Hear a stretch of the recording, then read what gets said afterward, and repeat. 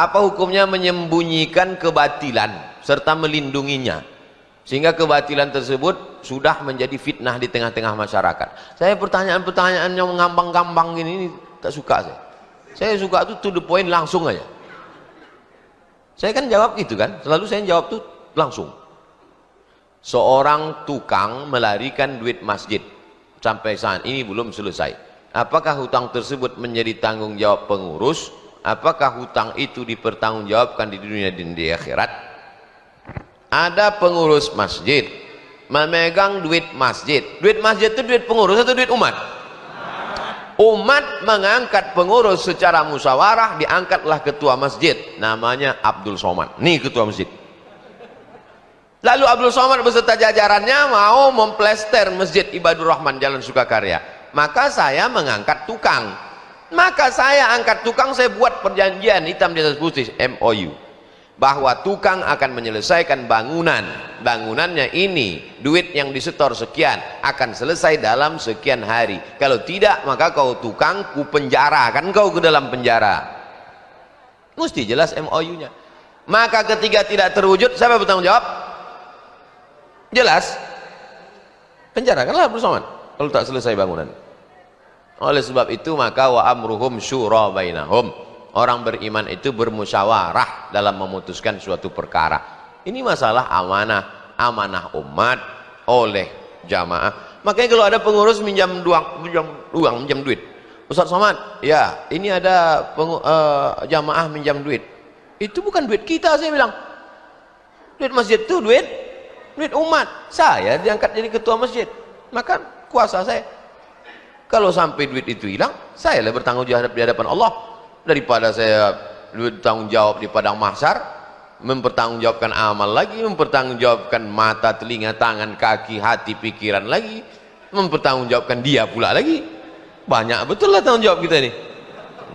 Oleh sebab itu hati-hati tentang masalah amanah ini. Beras sama makanan lainnya diberi sama.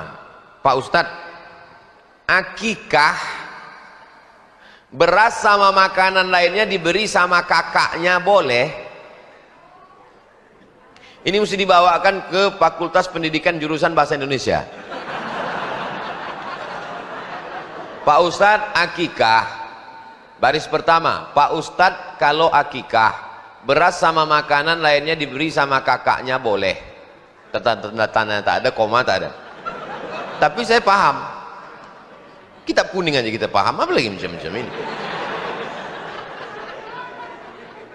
Si adik ini anaknya lahir, si adik ini adik paling kecil, anaknya lahir. Datanglah abang sama kakak-kakaknya ngasih beras, kasih beras kambing dari dia, lalu dipotongkannya kambing, beras tadi dimakan. Boleh tak dia akikah kenduri anaknya pakai beras yang dikasih? Jangankan berasnya, kambingnya pun dikasih kakak kau bagus. Kalau kakak tuh bagus, kambing tuh kasih. Aku senang betul anak kau lahir. Nah, ini kambingnya. Bagus, selesai. Labbaik Allahumma syubrumah, labbaik Allahumma syubrumah. Kata Nabi, syubrumah itu siapa? Akhi, saudaraku. Kuhajikan syubrumah, kuhajikan syubrumah. Kata Nabi, siapa syubrumah nih? Saudaraku ya Rasulullah. Kau hajikan dia? Iya. Bukan ngasih kambing, bukan ngasih beras, haji. Kau hajikan saudaramu. Bagus. Ku hajikan syukur rumah. Kau sudah haji apa belum? Belum ya Rasulullah. Salah kau, kata Nabi. Hajikan dulu dirimu, baru kau hajikan saudara kau. Ya, sahabat dulu begitu. Saudara itu dulu dihajikan, baru dia. Orang sekarang haji bolak-balik, saudara tak makan. Beruntung kau punya saudara, dikasihnya beras. Saudara sekarang beras kau pula diambilnya kadang. Bagaimana pendapat tentang sholat subuh di masjid lain tapi pengajian di sini? Apakah bisa ikut isra' Pak Ustadz? Man sholat subuh fi jama'atin, sholat subuh berjamaah di masjid, summa menunjukkan dia tidak melakukan aktivitas lain.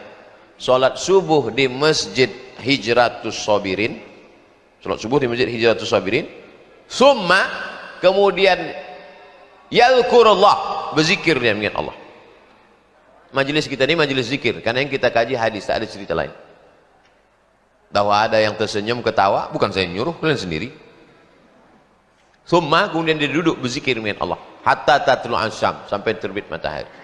Summa, kemudian langsung menunjukkan di situ langsung yusolli rakaatain.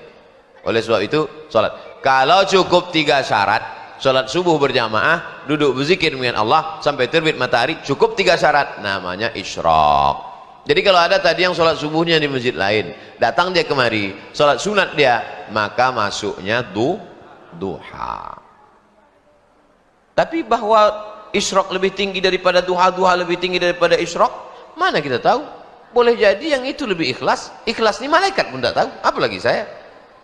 Nah, jadi yang sholat subuh tadi di masjid lain, datang dia ke sini, jangan pula yang sini. Aku lebih dulu masuk surga dari kau lagi. Mudah-mudahan kita semua masuk surga.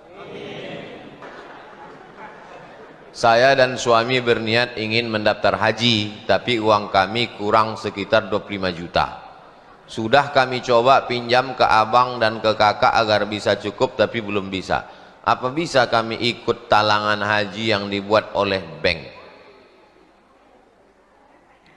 Datanglah kita ke bank konvensional. Assalamualaikum, selamat pagi katanya. Mana mau dia waalaikumsalam? Selamat pagi gitu dia. Saya ini mau beli mobil. Dikasihnya kita duit. Kalau kita pinjam duit, bayar duit berlebih. Pinjam 100 juta, bayar 120, riba namanya. Disitulah letak ribanya. Duit sama duit berlebih, riba. Masuk kita ke bank syariah. Assalamualaikum bank syariah. Waalaikumsalam bapak. Aku mau beli mobil, mau pinjam duit 100 juta. Enggak bisa. Uang dengan uang riba. Kenapa di bank syariah itu bisa menjadi halal?